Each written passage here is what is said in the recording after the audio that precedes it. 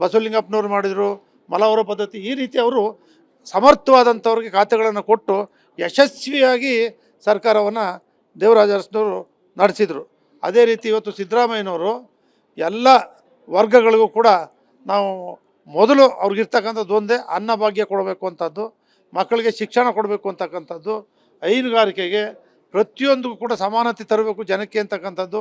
ಅಂಬೇಡ್ಕರ್ ಅವರ ಸಂವಿಧಾನ ಏನಿದೆ ಇವತ್ತು ರಾಜ್ಯದಾದ್ಯಂತ ಅಂಬೇಡ್ಕರ್ ಅವರ ಪೀಠಿಕೆಯನ್ನು ಇವತ್ತು ಮುಖ್ಯಮಂತ್ರಿಯಾಗಿ ಅಂಬೇಡ್ಕರ್ ಸಂವಿಧಾನದ ಬಗ್ಗೆ ಹೆಚ್ಚು ಅರಿವು ಮೂಡಿಸ್ತಾ ಇರ್ತಕ್ಕಂಥವ್ರು ಸನ್ಮಾನ್ಯ ಸಿದ್ದರಾಮಯ್ಯನವರು. ನಾನು ಹೊಗಳ್ತಾ ಇಲ್ಲ, ಅವ್ರ ಕಾರ್ಯಕ್ರಮಗಳನ್ನು ನಾನು ಹೇಳ್ತಾ ಇರೋದು ಕಾರ್ಯಕ್ರಮಗಳು ಮಾತ್ರ ಈ ಸಂದರ್ಭದಲ್ಲಿ ಹೇಳ್ತಾ ಇರ್ತಕ್ಕಂಥದ್ದು. ಅವರು ಯಶಸ್ವಿಯಾಗಿ ಮಾಡ್ಕೊಂಡೆ 5 ವರ್ಷಗಳ 13ರಿಂದ 18ವರೆಗೆ ಅತ್ಯಂತ ಯಶಸ್ವಿ ಮುಖ್ಯಮಂತ್ರಿಯಾಗಿ ಯಾವುದೇ ಪಕ್ಷಗಳ ಆಪಾದನೆ ಇಲ್ಲದೆ ಯಶಸ್ವಿ ಮುಖ್ಯಮಂತ್ರಿಯಾಗಿ ಕಾರ್ಯವನ್ನು ನಿರ್ವಹಿಸಿದ್ರು. ಅವರು ಈಗ ಆಗಿರ್ತಕ್ಕಂಥ ಸಂದರ್ಭದಲ್ಲಿ ನೀವೆಲ್ಲರೂ ಕೂಡ 5 ಗ್ಯಾರಂಟಿಗಳನ್ನು ಕೂಡ ಅವ್ರು ಜಾರಿಗೆ ತಂದಿದ್ದಾರೆ. 5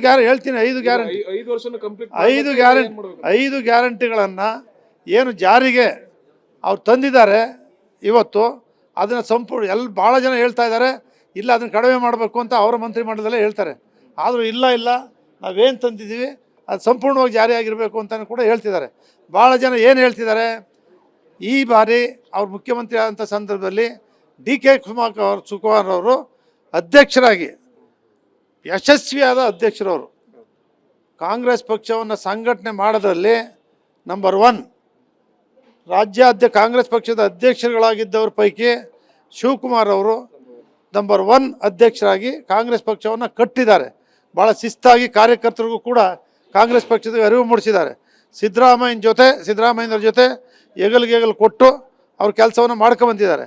ಅವರ ಪ್ರಕಾರ ನಮ್ಮ ಸಿದ್ದರಾಮಯ್ಯನವರು ಮತ್ತು DK ಶಿವಕುಮಾರ್ ಅವರು ಇಬ್ಬರು ಕೂಡ ಅಧಿಕಾರ ಹಂಚಿಕೆ ಆಗಿದೆ ಅಂತಕ್ಕಂಥದ್ದನ್ನ ಹೇಳ್ತಿದ್ದಾರೆ.